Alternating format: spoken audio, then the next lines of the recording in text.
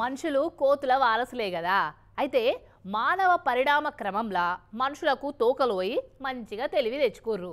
కానీ కొందరు లోపల ఇంకా కోతి లక్షణాలు ఇంకా గట్లనే మిగిలిపోయినాయి. అక్కడక్కడ గిట్లా కనిపిస్తుంటారు మనుషులు. ఆహా, ఫాస్ట్ అండ్ ఫ్యూరియస్లో విన్ డీజిల్ అనుకుంటున్నాడా ఎట్లా ట్రాక్టర్ మీద వండుకొని హైవే మీద డ్రైవింగ్ చేస్తున్నాడు కదా సిపాయి.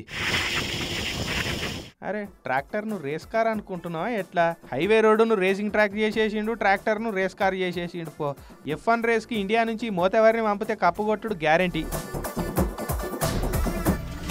ఎందుకు తమ్మి ట్రాక్టర్ తోటి స్టంట్లు చేస్తున్నావు? ఏం కొద్దిగా ఏటమడం వచ్చినా బండికే కాదు బాడీకి కూడా డెంట్లు పడతాయి, గుండెల్లో స్టంట్లు పడతాయి, కాళ్ళల్లో రాడ్లు పడతాయి. టక్కరై పుసుక్కున బతుకుతే బాడీ అంతా ఇనుప సామాన్ల దుకాణం అవుతుంది. ఏమన్నా తెలుసా నీకు?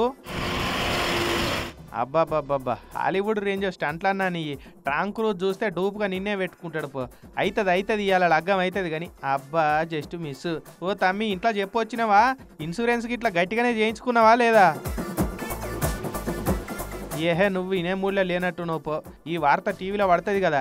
ఇక పోలీసు వాళ్ళు పిలిచి కౌన్సిలింగ్ ఇచ్చినాక ట్రాక్టర్ను జాగ్రత్తగా బాధ్యతతోటి నడపాలి. వీడియో గేముల్లో నడిపినట్టు అడ్డదిడ్డం నడపరాదు.